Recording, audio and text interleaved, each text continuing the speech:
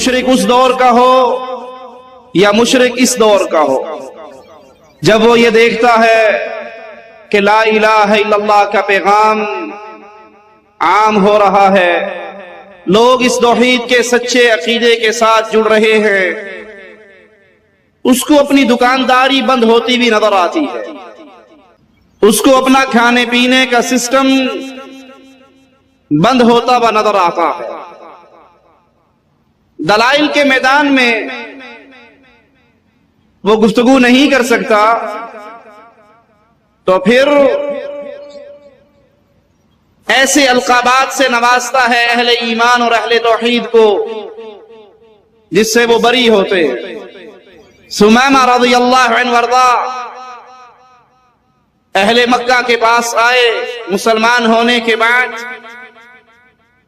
تو انہوں نے یہی آواز لگائی، سمیمہ تم صابی ہو گئے ہو، آباء و اجداد کے دین کو چھوڑ دیا، جو تمہارے بڑے کیا کرتے تھے تم نے اس سے اپنی گردن کو موڑ لیا۔ اور انہوں نے کہا تھا نہیں اللہ کی قسم میں صحابی نہیں ہوا، بلکہ میں تو محمد الرسول اللہ صلی اللہ علیہ وسلم کے لائے ہوئے سچے دین پر چلنے والا بنا۔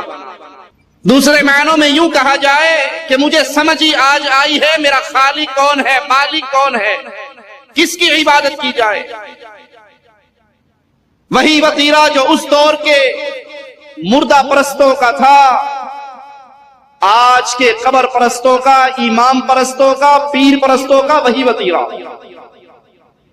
اگر کوئی راہ حق کا راہی بن جائے، لا الہ الا اللہ محمد الرسول اللہ کی سچی دعوت کو اپنے سینے سے لگا لے، ہر عمل کے لیے دلیل اللہ کی کتاب اور محمد کریم صلی اللہ علیہ وسلم کی سنت سے لینے لگ جائے، اس کے دلائل کا جواب تو نہیں رکھتے، ایک لفظ کا اضافہ کر دیتے ہیں، اے وہابی ہو گیا ہے۔ یہ وہابی کیا ہے کہ جو بابا جی کرتے تھے اب یہ نہیں کرتا۔ کبھی وہابی تنہا نہ بولو، وہابی حرام ساتھ میں بولو، وہابی دہشت گرد حرام۔ اب ان کی میاں مرتی ہے، تب ان کی میاں مرتی ہے۔ انشاءاللہ وہ دن قریب ہے جب ان کی گرفت ہوگی انشاءاللہ۔ جو بزرگ کیا کرتے تھے یہ اس دین سے منہ موڑ چکا ہے۔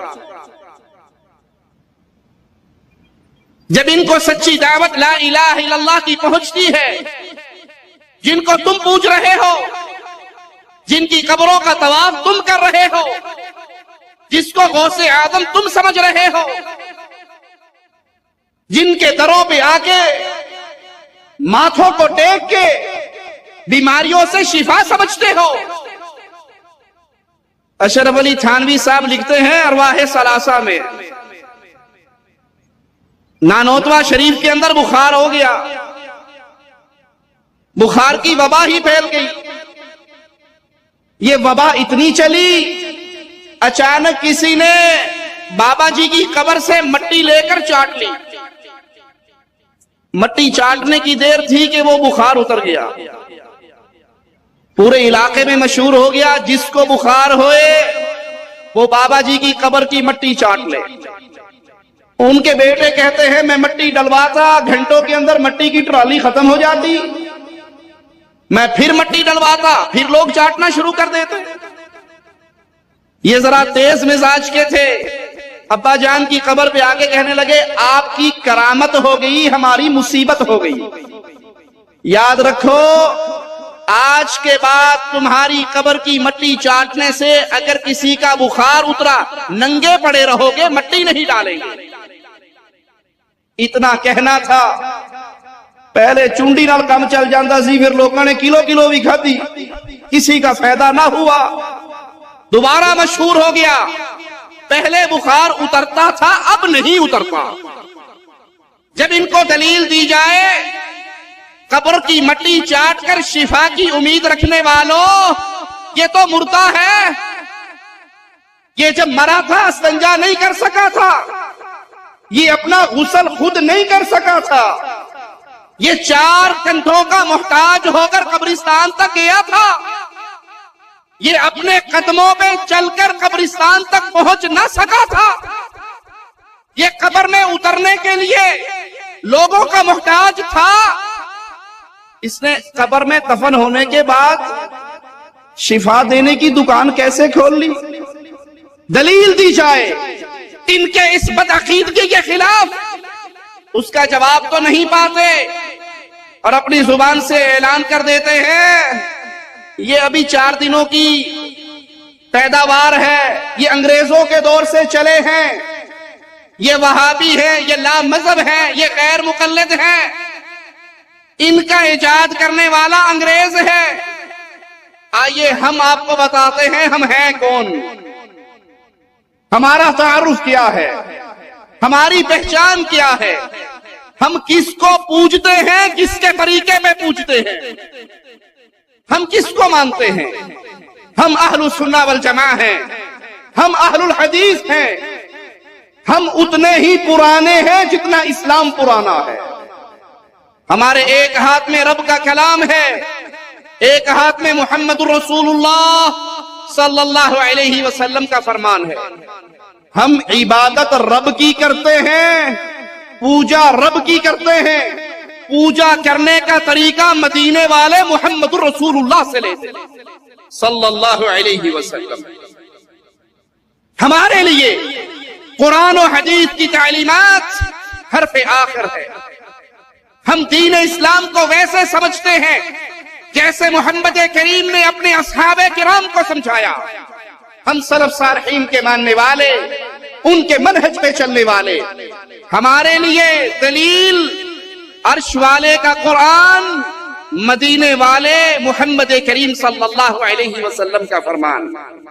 ہم اپنے آپ کو کسی شخصیت کے قول پر گردن جھکانے کے لیے ایسے تیار نہیں کرتے کہ اگر اس کا قول، اس کا فعل اللہ اور اس کے رسول کے حکموں سے ٹکرائے ہم پھر بھی یہ کہیں جی بات تو ٹھیک ہے، حدیث تو ٹھیک ہے پر ہمارے مذہب میں نہیں ہے. ہم قرآن کی آیت سن کر پھر یہ نہیں کہتے جیسے اصول کرخی کے رائٹر نے لکھا قرآن کی آیت ہمارے امام کے قول کے خلاف آئے، تعویل کرنے کی کوشش کریں گے، اگر نہ کر سکیں گے تو کہہ دیں گے یہ آیت منسوخ ہے. ہم یہ نہیں کہتے. ہمارا ایمان و عقیدہ کیا ہے، ہماری سوچ اور منہج کیا ہے.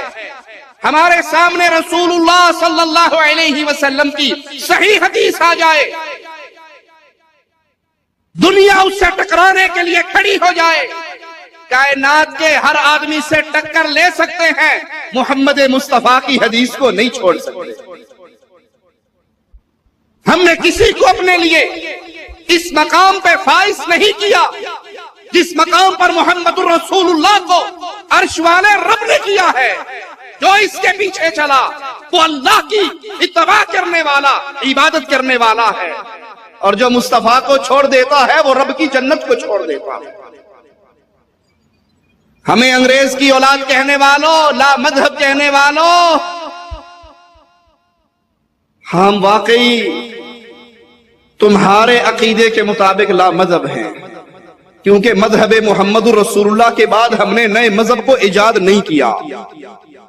تم نے تو بستیوں کے نام پہ مذہب بنائے، تم نے ہستیوں کے نام پہ مذہب بنائے، تم نے قرآن و حدیث کے دلائل سننے کے بعد پھر کہا حدیث تو ٹھیک ہے لیکن ہمارے امام کا قول یہ نہیں ہے جو یہ حدیث کہہ رہی ہے. حدیث کو چھوڑا جا سکتا ہے، امام کی اندھی تقلید کو نہیں چھوڑا جا سکتا. رب محمد کی قسم ہم کائنات کے ہر آدمی کی بات کو ٹھوکر مار سکتے ہیں، فاطمہ کے بابا کی کسی بات کو نہیں جھٹلا سکتے صلی اللہ علیہ وسلم. مسائل و احکام کو سمجھنے میں ہم پابند ہیں اس فہم کے جو فہم اصحاب محمد رسول اللہ کا تھا صلی اللہ علیہ وسلم. کوئی پوچھنے والا پوچھ سکتا ہے آپ کی ابتدا کب سے ہوئی ہے؟